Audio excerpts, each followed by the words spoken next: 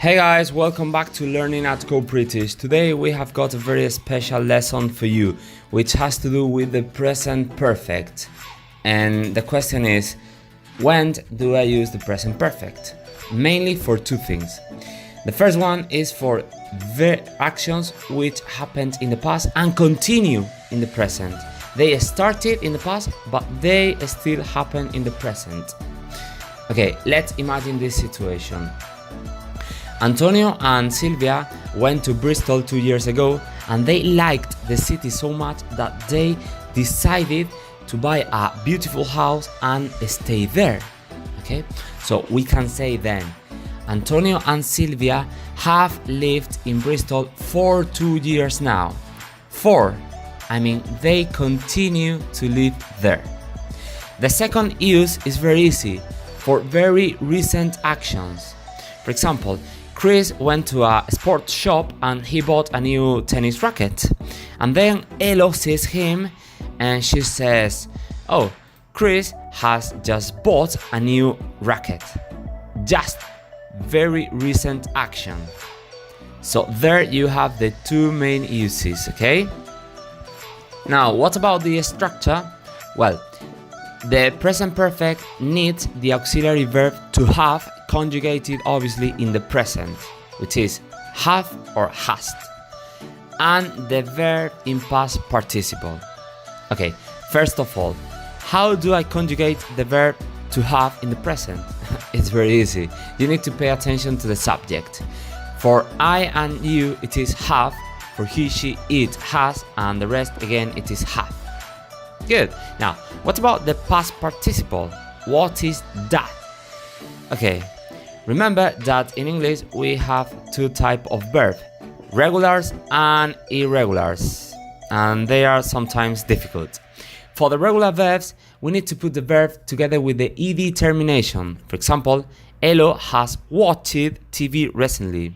Okay, what and then the ed termination, watched, and obviously include the verb to have.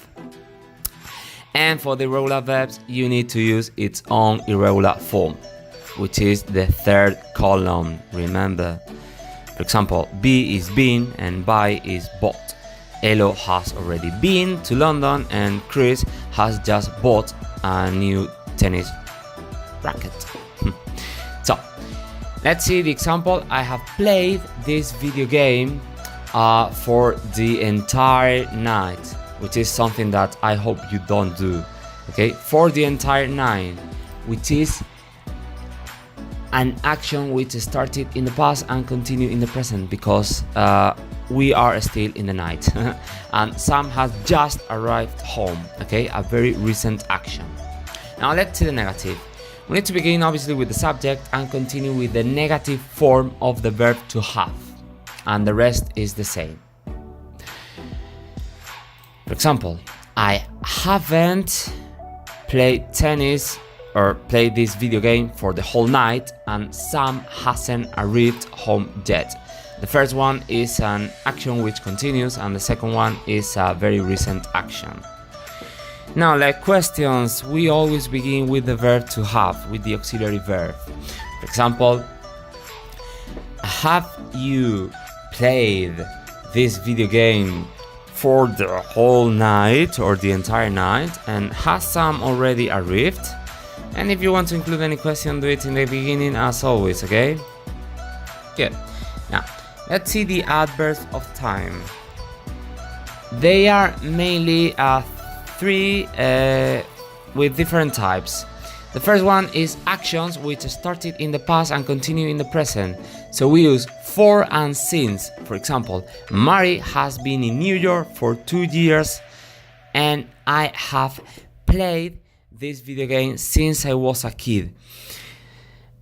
As you can see, for expresses duration and sin expresses when the action began, but not when it finished, because it continues in the present.